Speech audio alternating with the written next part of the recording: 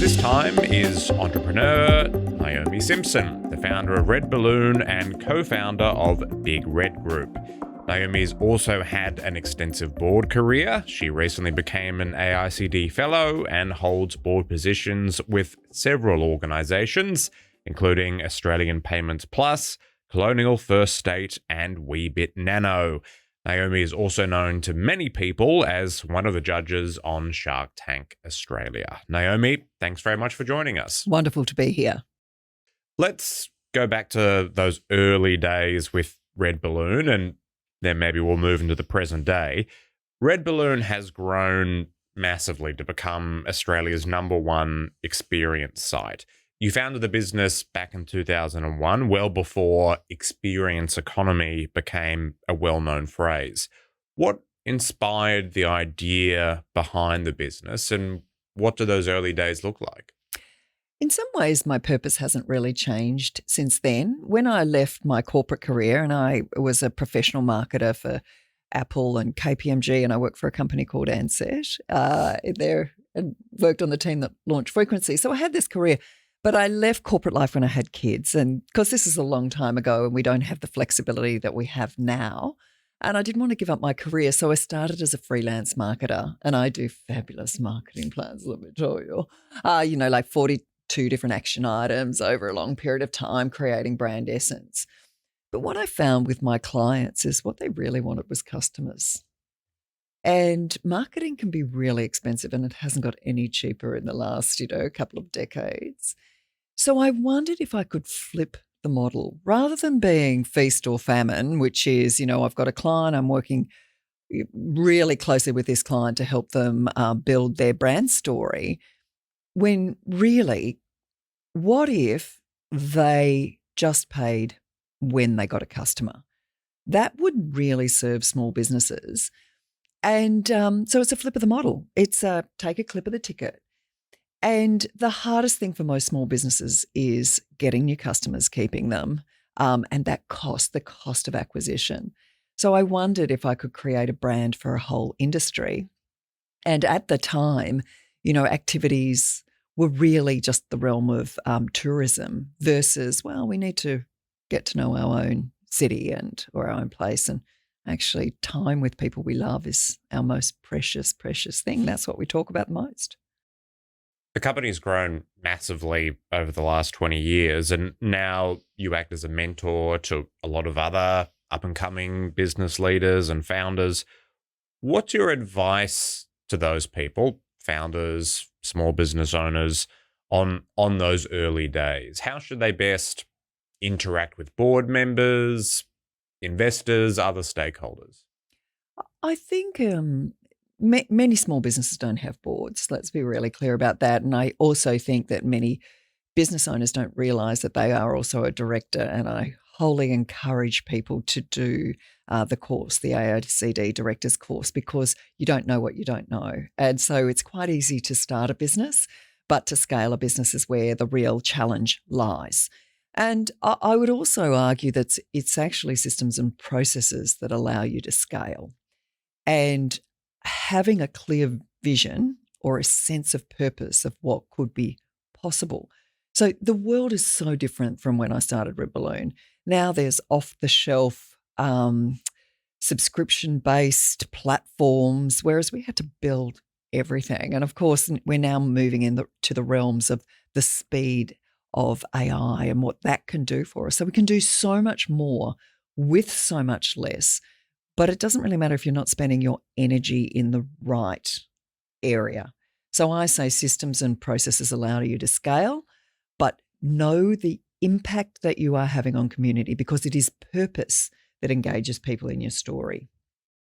You talked about spending your energy and purpose. You are an extremely busy person. You sit on several boards, you write books, you record podcasts. How do you decide where to spend your energy? How do you choose where to contribute your time and efforts?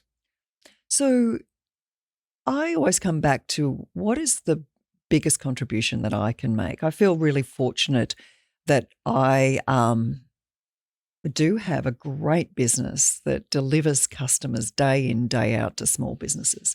I feel very grateful. And I remember when I was asked to do Shark Tank, I was like, why would I do that? I'll just embarrass myself and, it's reality TV and so forth. And a friend of mine said, you know, you are a role model for others and people are really curious about how you got there. So why would you not be on a bigger stage? Why would you not influence maybe 1 million people? One thing that makes me really happy is when young people, even today, stop me in the street and literally say, I did commerce because I saw you. Or I started studying business, or grandmothers who say, you are a great role model for my granddaughters, And we do need strong role models of all genders, but we do need really strong female role models. And so I was prepared to sit up and be that. But where I spend my time always comes back for my sense of purpose. It's like, how can I get my greatest return on time? I believe that small business is the backbone of this country. My father was a small business owner. I know many, many small business owners. They're employers, they're customers to big organizations. And without them, our economy is really shaky. And it's never been harder to be in small business than we are today. So if you look at my portfolio of where I spend my time, always I am the voice of small business. Let's talk a little bit about boards now. You're on boards at organizations of all different shapes and sizes. What do you see as some of the most important skills or qualities that board members need to have in 2025 and beyond? Well, I think it's really important to know we can't be experts in everything. So it is the way that we ask questions and our deep curiosity that I think serves us well. And to create a safe space so that management feels that they can answer honestly. If something's gone pear-shaped, as a director, you want management to be able to tell you so that they can also call on your advice or your insight or just your experience. And I'm also very commercial on a board. I believe that money makes the world go round and we all need customers and customers that don't cost a lot. So it costs a lot to either serve, to retain or to acquire. So I think that a diverse board with different backgrounds is really important. The introvert versus the extrovert, those with professional experience versus those who've run P&Ls. And that diversity of voices and questioning, I just see the world differently. I just do.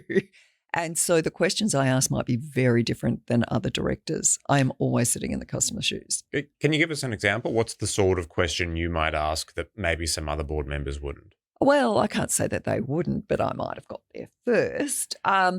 Well, I would argue, for instance, I can't be specific about specific boards, but I am really clear that of what does the customer touch points look like? And is there any friction in that journey? And understanding the friction can be very beneficial.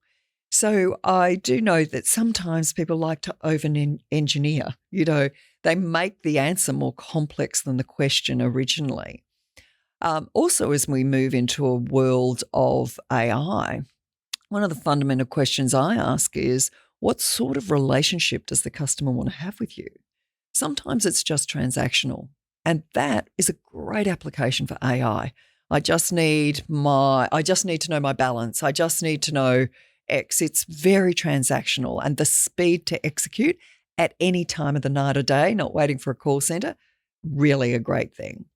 But sometimes people need to have an emotional connection to an organization. They need to be able to trust. If I think about Big Red Group, it's quite different if I just need to know availability for a particular activity versus can my 96-year-old grandmother do this hot air ballooning? Will she feel safe? What's it like for her? You need to speak to a person. You want somebody who's done that experience who can actually talk to them about it. So transactional versus emotional. And ultimately, I believe customers now are looking even more for social. That is, they're looking to organizations to be good corporate citizens, good custodians of our society. And I've really seen that that's changed in my time in leadership. The customer is a key stakeholder for organizations and boards, but that customer, that client doesn't get a seat at the board table. How can directors do a better job of knowing what the customer wants, what the customer needs, even though, of course, they're not there every day? I think the worst thing a director can do is assume that they know. And also, it's not just about the data. If I just look now at the, I don't know, million customers we serve every year in Red Balloon, then I'm not getting a real flavour of the emotional connection they might have to the brand.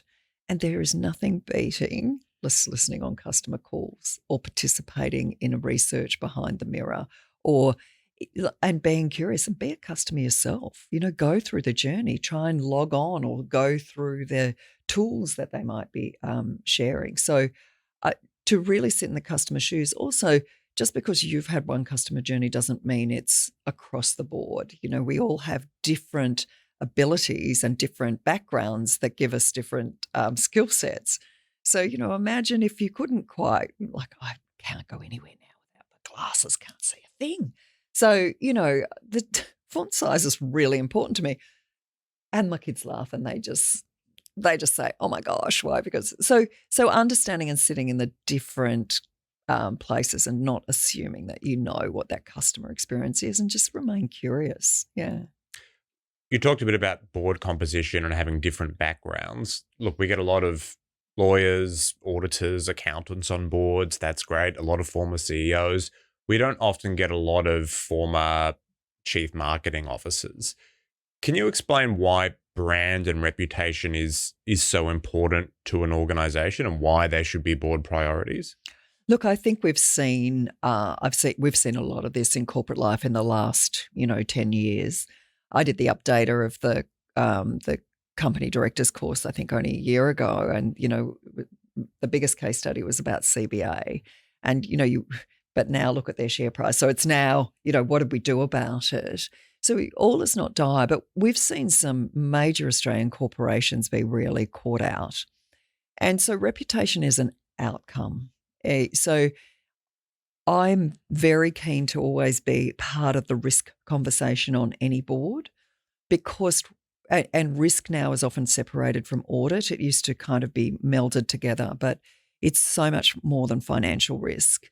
And again, whether it's cyber risk or geopolitical risk or whatever it is, they've all got a brand or reputation overlay. And it's how we respond to whatever may happen. First of all, did we do the work beforehand? Are we prepared? And then you probably have to throw that out because the circumstances will be completely different. But at least we've been through an exercise, so not deers in the headlines. And then it is about being authentic, real, and transparent. And that's what Australian people expect of their brands, whether they're customers or stakeholders, shareholders, whoever they are. They expect transparency. And sometimes that's really, really hard. But the brands that haven't recovered are the ones who haven't been transparent, who've tried to hide something, and it always comes out. So I think we do need more marketing, comms, commercial skills. But, I don't know what the board constructs are throughout everything, but it's a very, very valuable skill because ultimately the brand value is about the asset value, which is about the shareholder value and the value to all stakeholders.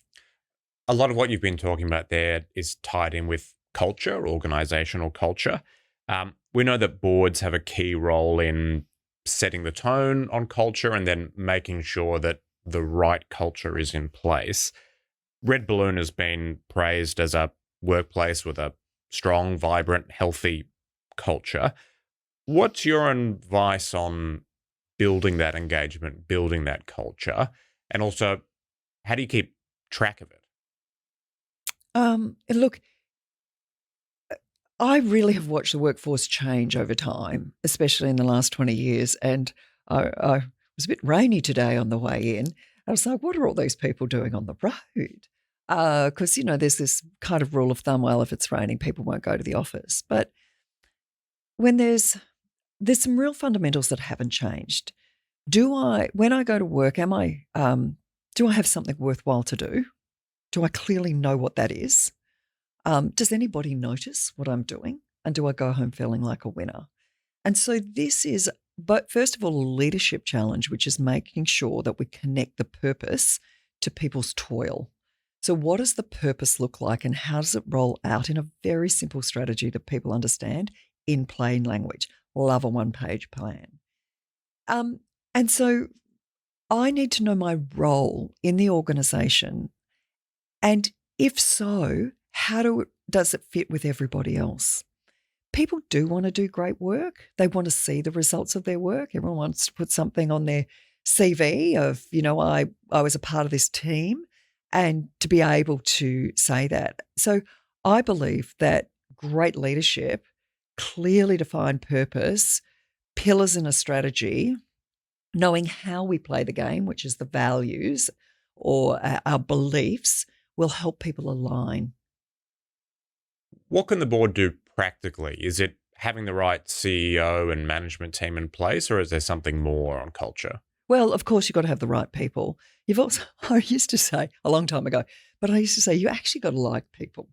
And met many an HR director back in the day, a very long time ago. I'm sure it's different now, but way back in the day where I met a lot of HR people who found people inconvenient. They had more problems than answers, and that wasn't necessarily the good thing. So first of all, you have to believe in people, have to understand and acknowledge difference. We don't want to all be cookie cut and singing out of the same. No, we want diverse ideas. We want challenge. We want curiosity. We want questions. And so, yes, having the right people in place, but I think equally important, it's how we're goaling people. And we've seen a lot of mis-goaling over the years. That is, you're driving for EBITDA. Well, that means I'm taking the assets out of the business. I'm not investing capital. So I think it's really important to make sure we think about any enterprise more than the next, analyst review or the next round of conversation. And we have to take a much longer 5 to 10 year view on what is this enterprise going to, and be prepared to work on those horizon threes, the further out horizons. And that's our job as directors, as custodians, is to make sure that we have got a much longer view. I want to shift now to growth. Big Red Group has grown enormously over the last 20 years. There's been organic growth. There's been M&A. How do you think boards and senior leaders can best oversee a growth phase or a transformation for an organization? I think it does come back to the mindset, the growth mindset, and not to fear growth. What does that look like? Everything's going to change. And the growth mindset comes from if we apply more of this, will we get that leverage? Will we get that hockey stick? And so knowing where you want to apply capital resources, assets to actually get that leverage, I think is really important. And, I've seen many a business that as they've grown, they've actually become less profitable. And what's the mistake they make? That they're throwing people at the problem, and that they're not necessary. And in so doing, they might need a specialist for a short amount of time to work on a particular project, a particular AI implementation or a tech implementation.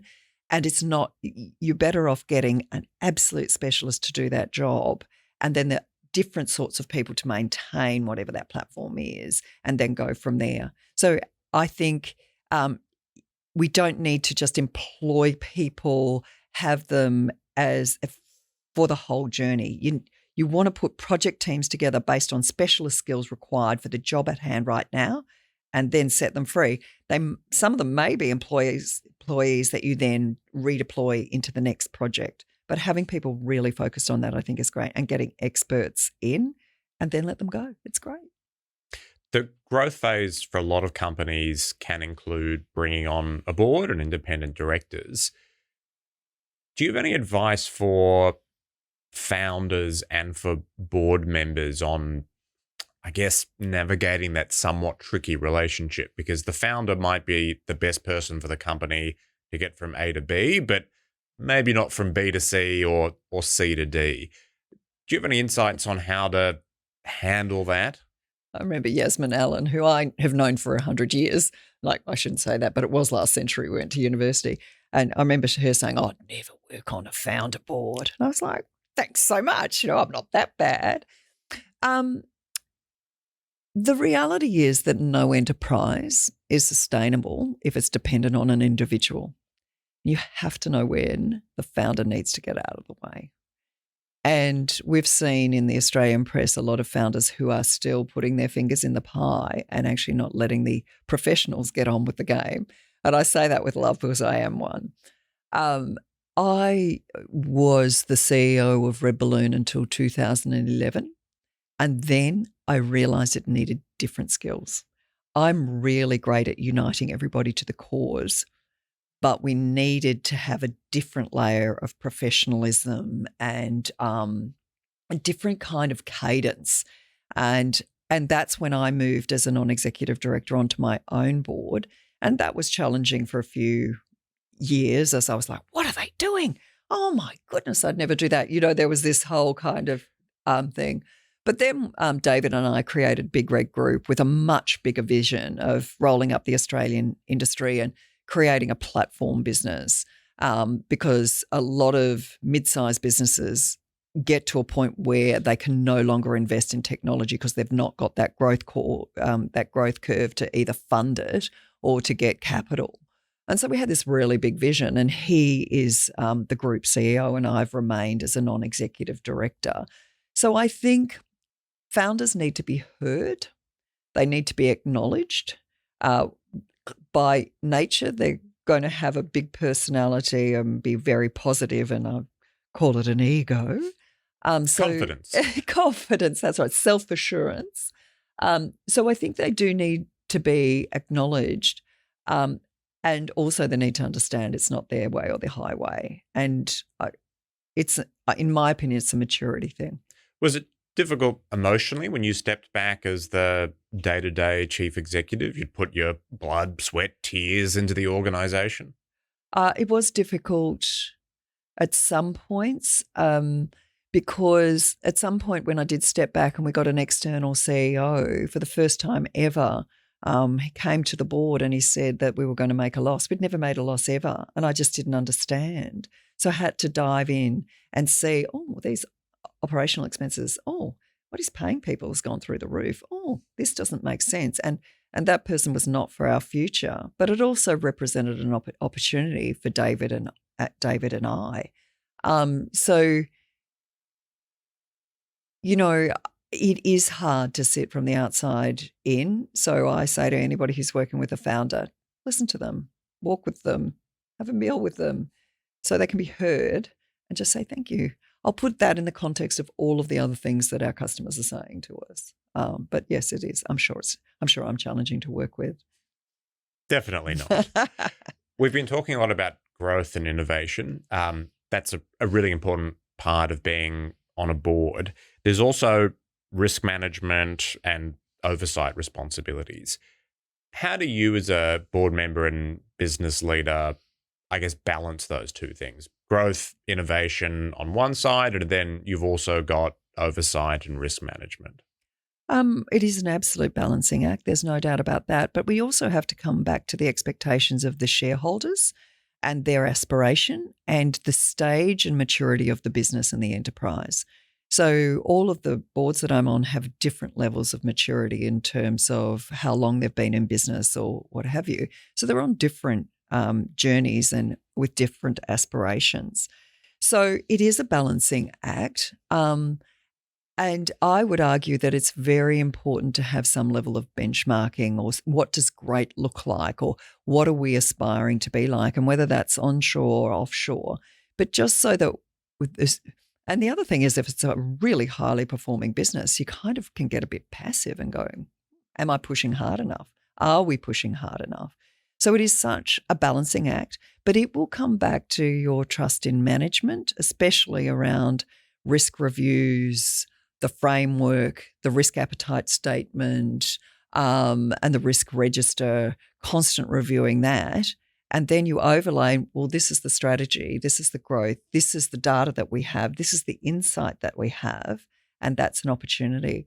And so, you're not going to bank the farm, you will make educated bets based on the information you have at hand at the time.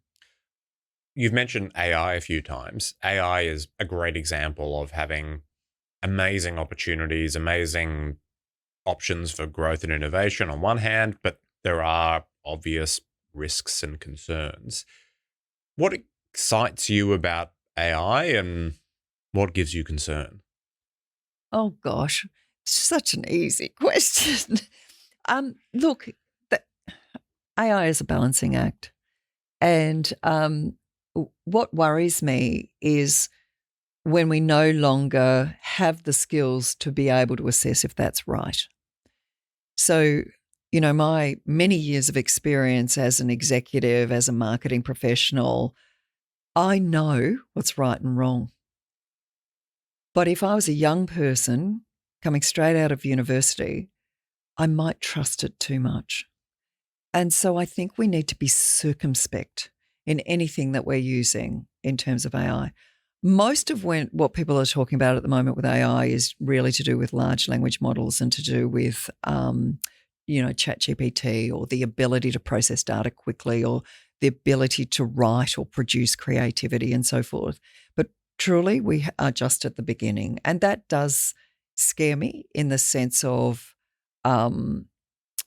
will it leave that human emotional element behind?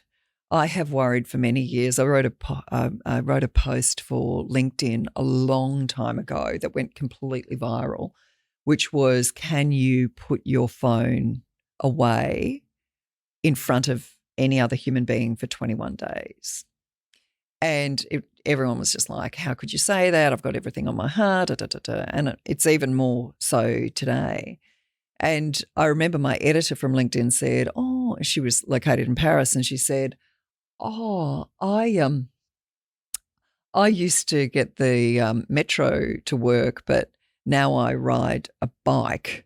Then she moved to the bus, and she goes, because it had better internet, and then she moved to a bike, so she couldn't touch it just for a few hours. So, we've become so connected to these devices that we are disconnecting, which comes back to my sense of purpose of connecting people, which is what we do in Red Balloon and Big Red Group. So it worries me that will be on steroids, that the human element, the beauty of business is the people you get to meet, you talk to, the camaraderie, the shared sense of purpose.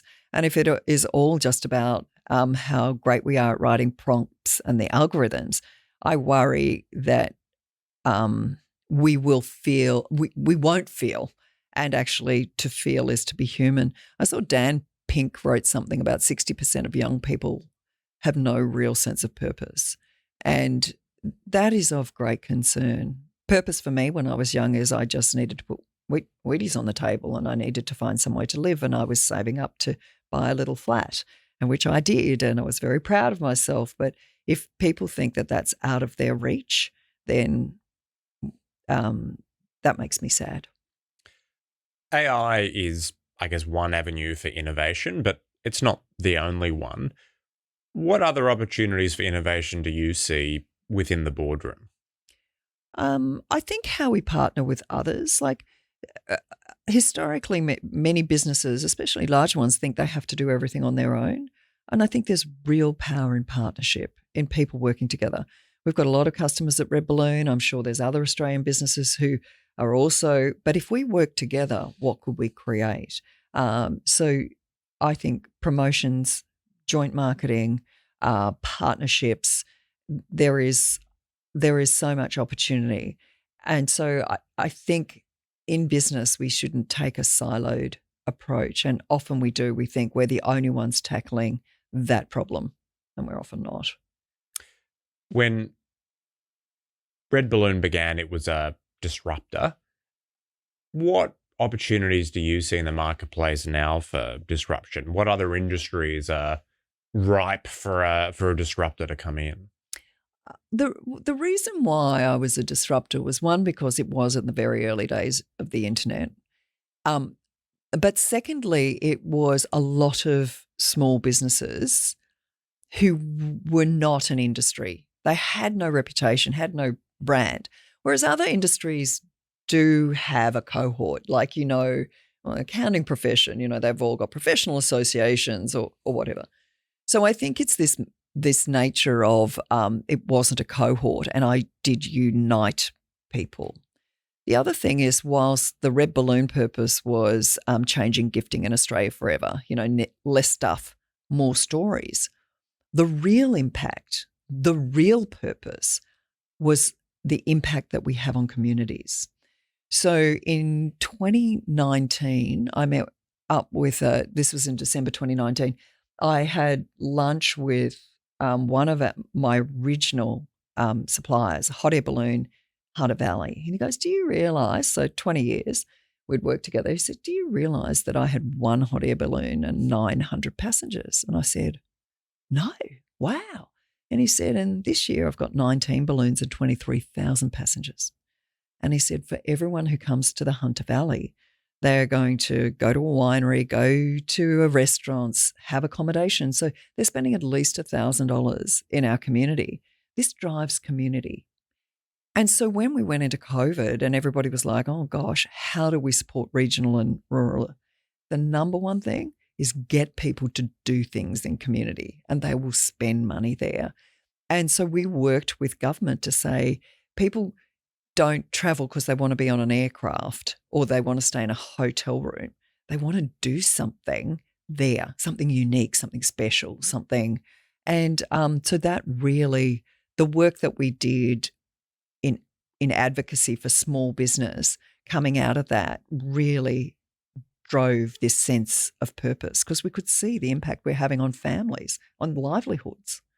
You've been a real champion for Australian small businesses. What's your outlook now on the small business or startup ecosystem? I'm really worried, more worried than I ever have been before, in the sense that the angel community is struggling because nobody wants to invest in pre-revenue. Everyone's Australia by nature is a very conservative ecosystem anyway compared to the US.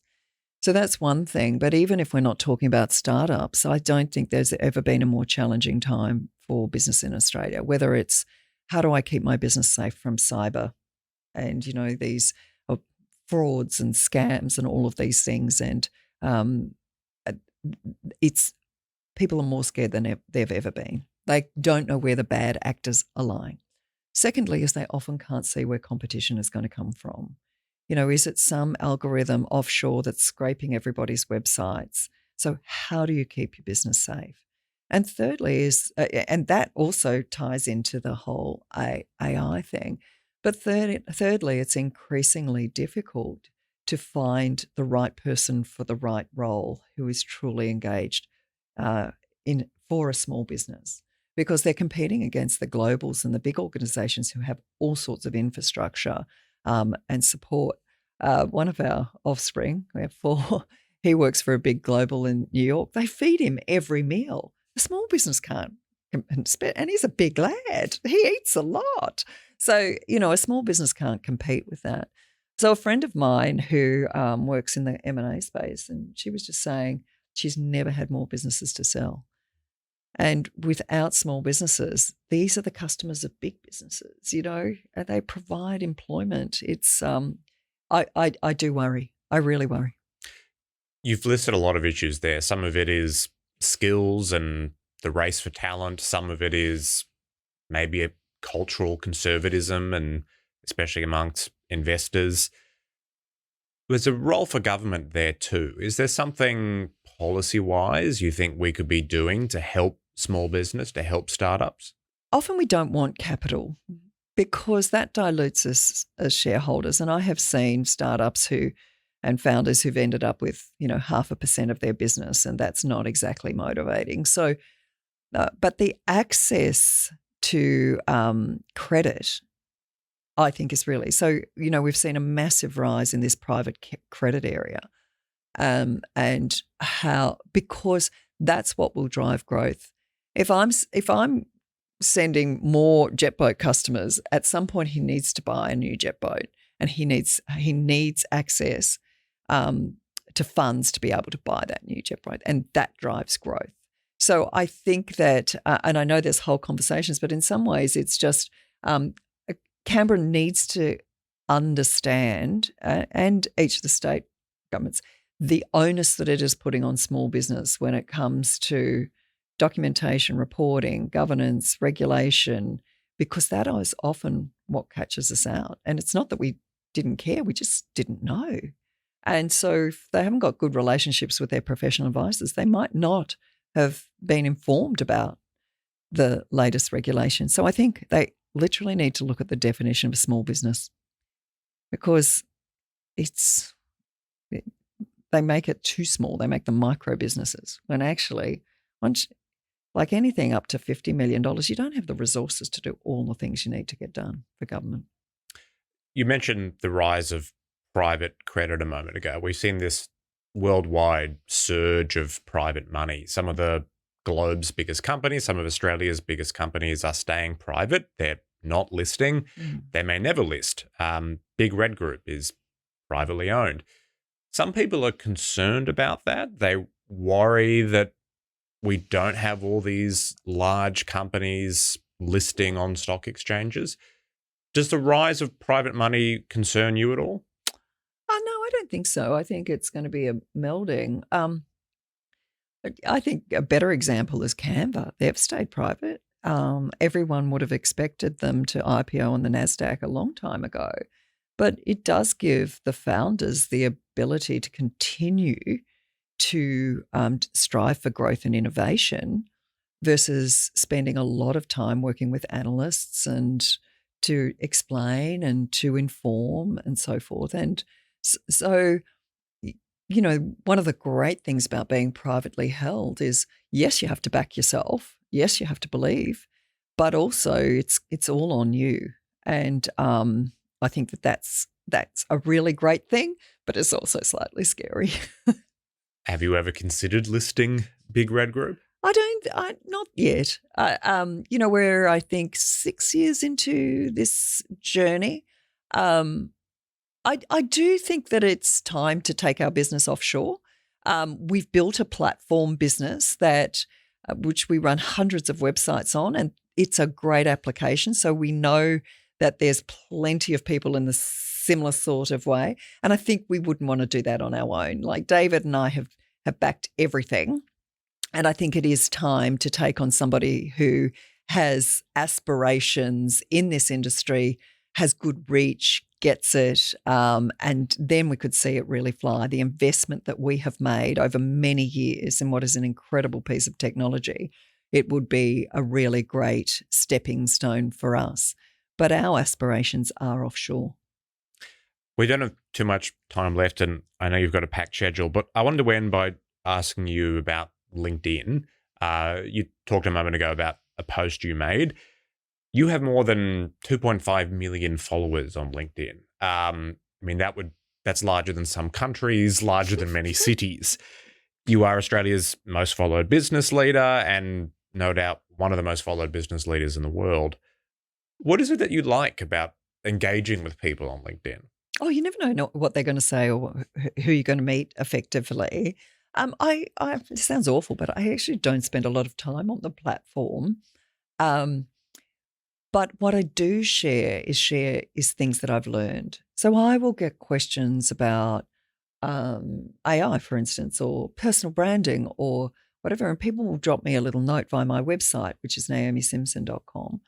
And I'm happy to then think it through and share what I've learned. I did write a couple of books because I was really aware of the sorts of questions. Actually, one of those books, Live What You Love, came from a post that I was doing on LinkedIn because the editors used to actually give us topics to write on. And it was the standard question of what would you tell your younger self?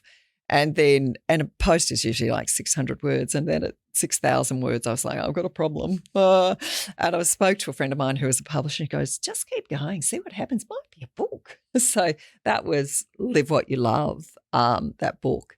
And yeah, so I guess I am really happy to share what I've learned. I said I would be a role model. I had great role models growing up. My mother was a systems analyst, worked on one of the first computers in Australia. She worked for a wonderful entrepreneur, Lindsay Catamol, who her business was Aspect Computing. So as a child, I would go off and just see, and that was my normal. So I need to make it normal for everybody else. It's okay to start a business. What's your advice for board members or business leaders who want to boost their LinkedIn profile, or maybe they're just getting started on the platform? What should they be doing? I really have no idea to that answer. And I don't, because, it is run by algorithms and they change all the time. I just brought my absolute authentic voice to it. Like, I literally would write about things that were concerning me, worrying me, or things that I saw, and that engaged people. But it's also a very different time, because I started doing that 15 years ago. And there wasn't a lot of content. I was chosen as a writer for LinkedIn, and that's where it springboarded, whereas now there's a lot of content. And now if that content is generated by AI, there will be a loss of trust in the platform. And I think that that's the biggest challenge. So all I say is, I say to people who are writing a book or speakers or whatever, just be really clear on who you're talking to and why. And if it's about you, I want to show off, just don't do it. Like when I wrote the second book, Ready to Soar, I literally saw the people on Shark Tank set who were standing in front of me. And I know that being a business owner is not for everybody. And you have to go through a personal questionnaire first of, is this right for me? So I can see that person. So when I write a post, I can literally see who or why I'm talking. And so it's like sitting in the customer's shoes. Naomi, you've been great, but I know you've got a lot on, so we'll leave it there. Thanks so much for joining us. So my pleasure.